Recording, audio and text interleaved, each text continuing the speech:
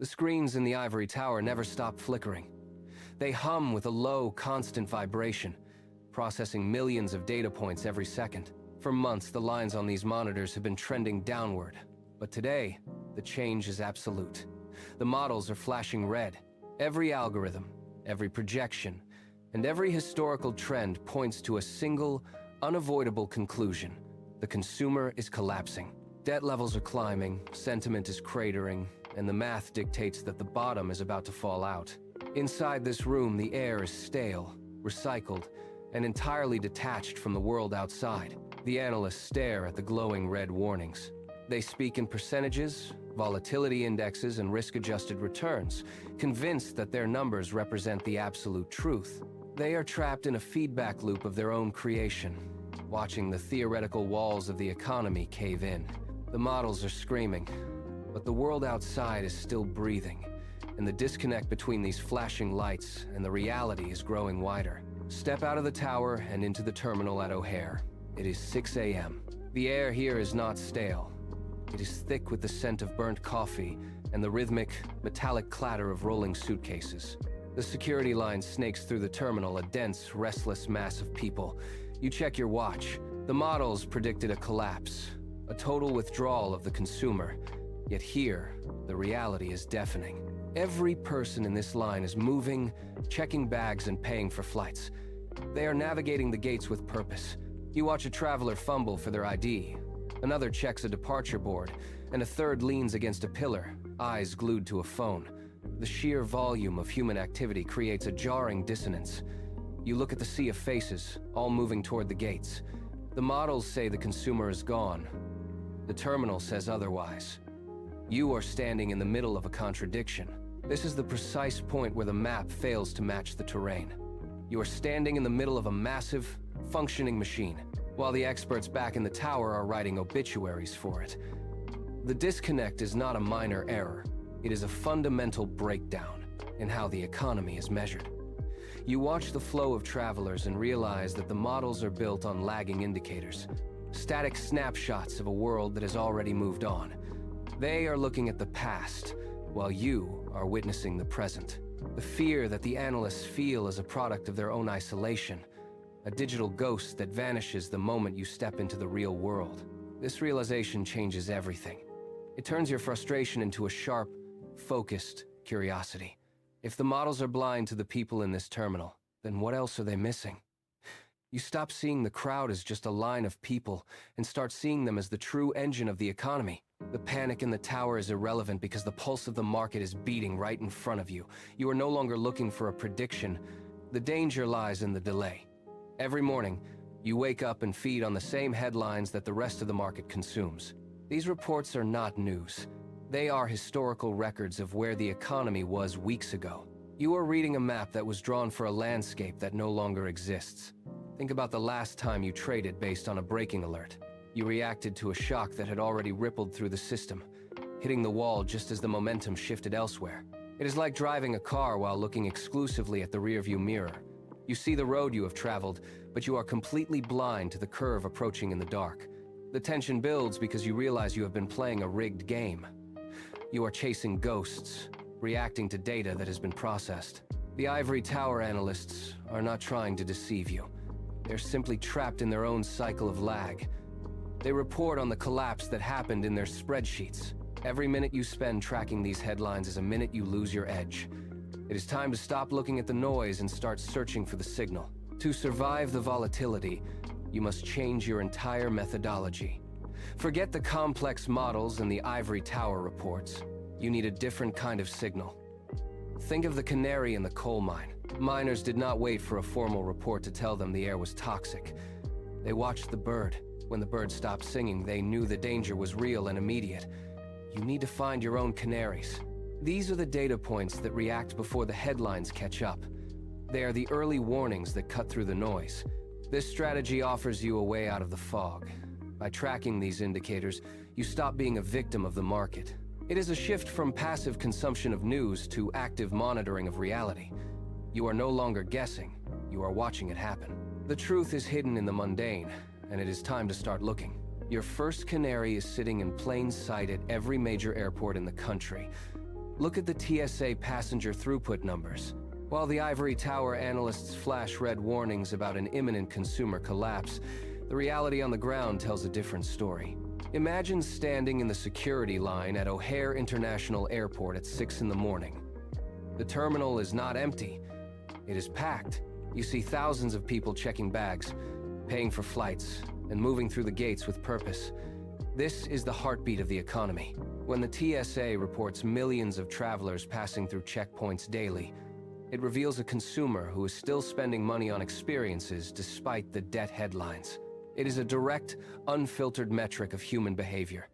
If the economy were truly collapsing, these lines would vanish. But as long as those numbers remain high, the consumer is still active. This data point is your first shield against the fear-mongering of lagging reports.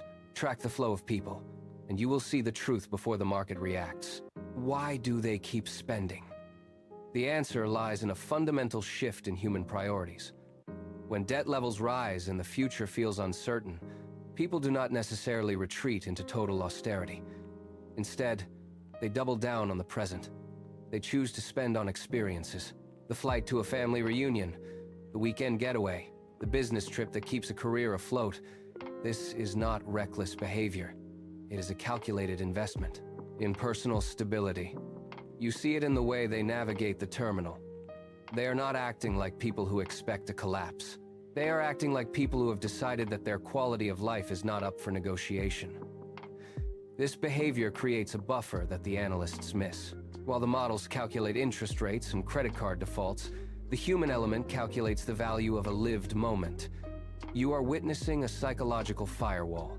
As long as the desire for these experiences outweighs the fear of the next statement, the economy continues to churn. This is your evidence. It is a tangible, observable proof that the consumer is still engaged, still moving, and still participating in the market. By watching this, you bypass the theoretical panic. Now, move your focus from the departure gate to the retail floor. If the airport tells you about consumer intent, the retail sector tells you about the actual transaction. This is where the second canary in the coal mine resides. Redbook same-store sales.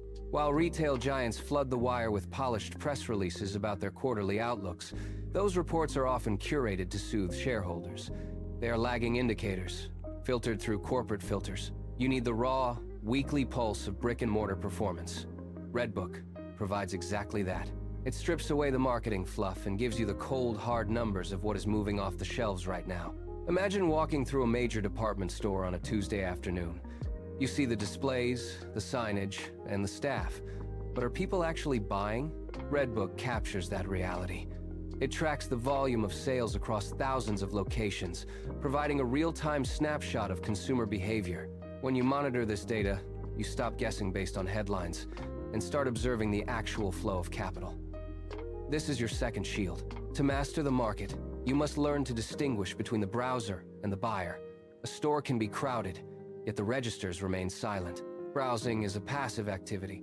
It is a consumer killing time, looking at inventory without the intent to commit capital. You see them walking the aisles, touching fabric, comparing prices, and then leaving empty-handed. This is not economic activity, it is window shopping.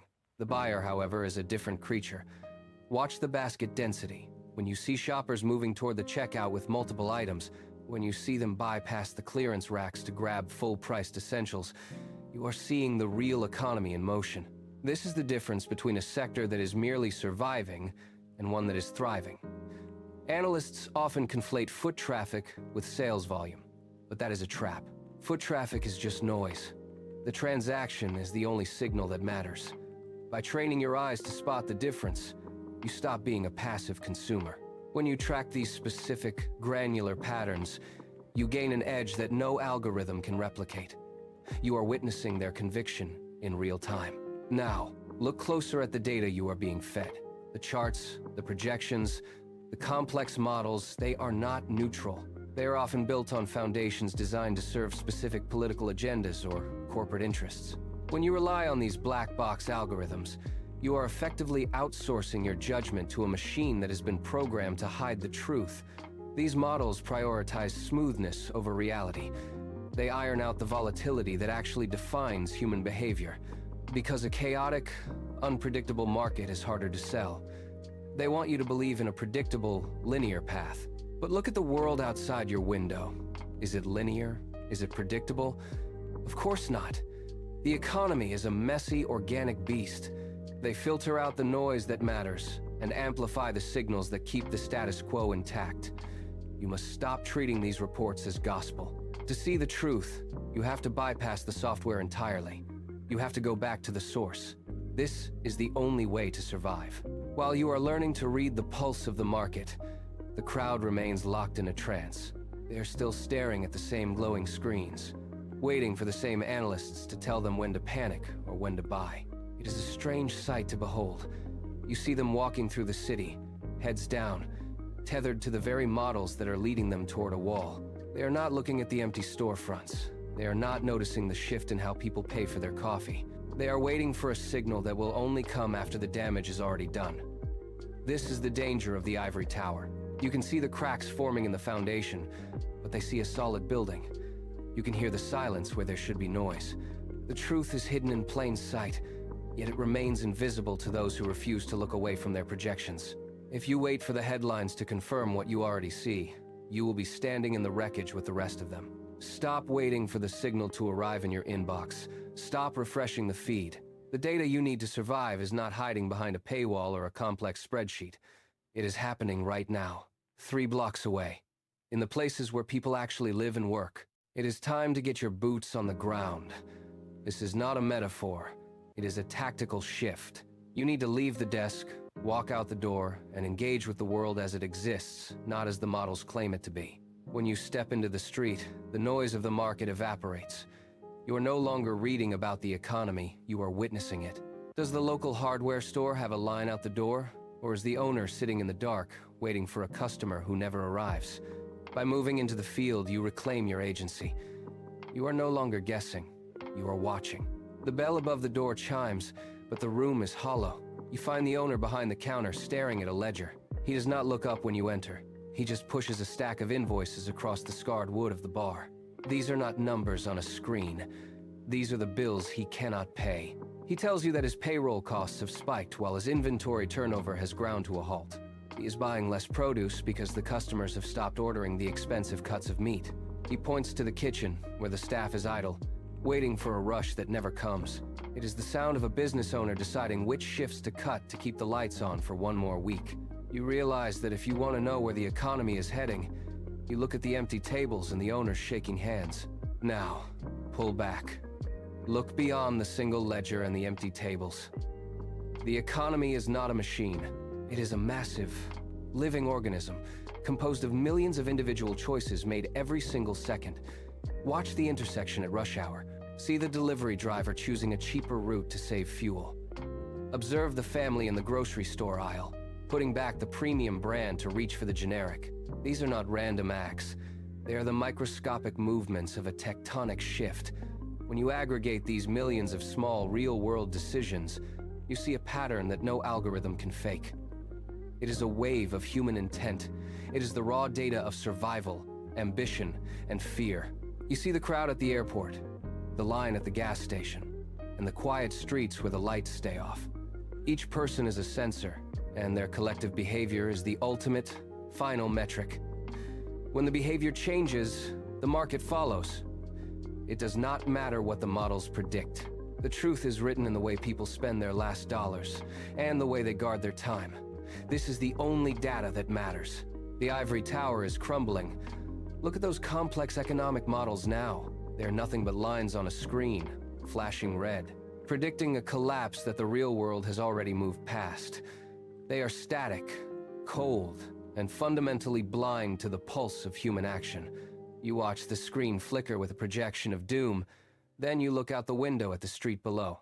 The cars are moving, the shops are open, the people are living. The disconnect is absolute. You realize those models were never designed to predict the future. They were designed to justify the past. They are intellectual artifacts, heavy with assumptions that no longer hold weight. You reach out and close the tab. The complex algorithms, the peer-reviewed theories, The expert consensus, they all vanish into the dark. What remains is the clarity of the present moment. You are no longer guessing based on someone else's flawed math.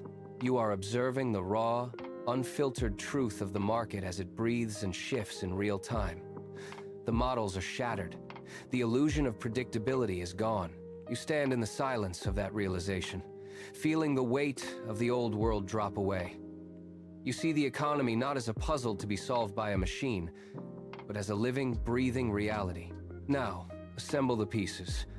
You have the high-level pulse, the retail reality, and the local ground truth. Start with the TSA passenger throughput. It is your macro thermometer. When millions move through checkpoints, the consumer is active, spending, and mobile. If that line thins, the wallet is closing. Next, snap in the Red Book same-store sales. Ignore the glossy corporate press releases. This is the raw, weekly ledger of brick-and-mortar survival. It tells you if goods are actually leaving the shelves or gathering dust in the back room. Finally, ground it with the local business owner. Call them. Ask about their payroll and their inventory turnover. They are the frontline sensors, feeling the shift in cash flow long before the government prints a report. When you overlay these three, the picture stops being a blur. The TSA data shows you the intent to spend. The Red Book data shows you the act of buying. The local owner shows you the cost of doing business. They are not separate threads. They are a single braided cable of truth. You watch the data points align. They do not contradict each other. They confirm the direction of the tide. The advantage is yours. While the rest of the market waits for the next headline or the next government report, you are already moving. You see the shift in the tide before the water even recedes. This is the race, and you have the only map that matters. Look at the crowd. They're still staring at the flickering screens, still debating the merits of models that have already failed. They are reactive. They are slow. They are waiting for permission to act from the very institutions that are leading them into a trap. You do not wait. You see the inventory turnover slowing in your local community. You see the TSA numbers dip. You see the Red Book sales softening. The signal is loud, clear, and undeniable. You move your capital now while the rest of the world is still paralyzed by the noise of the old guard. You are not guessing. You are executing. Every trade you place is backed by the weight of real human behavior. The tension in the air is electric, but your hands are steady. You know exactly where the market is going because you are watching it happen in real time. The noise stops. The frantic pace of the market race falls away, leaving only the quiet pulse of reality.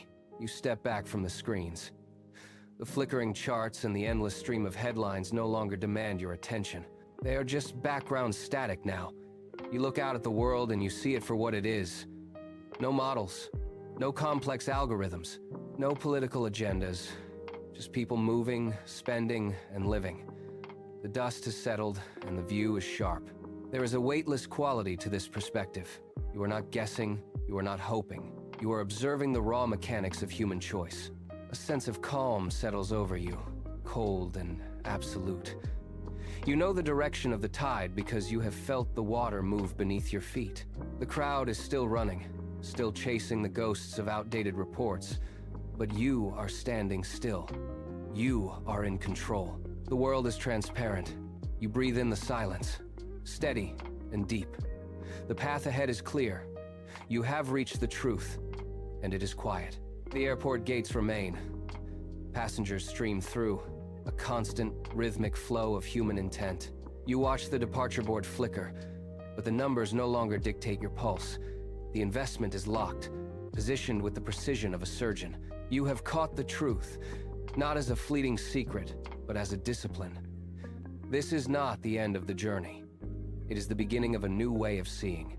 The market will continue to cycle, and the models will continue to fail, but you are no longer tethered to their errors. You turn your gaze back to the terminal. You see the traveler buying coffee, the businessman checking his watch, the family rushing toward the gate. These are the indicators. These are the signals. The cycle of observation begins again, and you are ready. The gates close, the planes depart, and you stay, watching the world move, knowing exactly what comes next.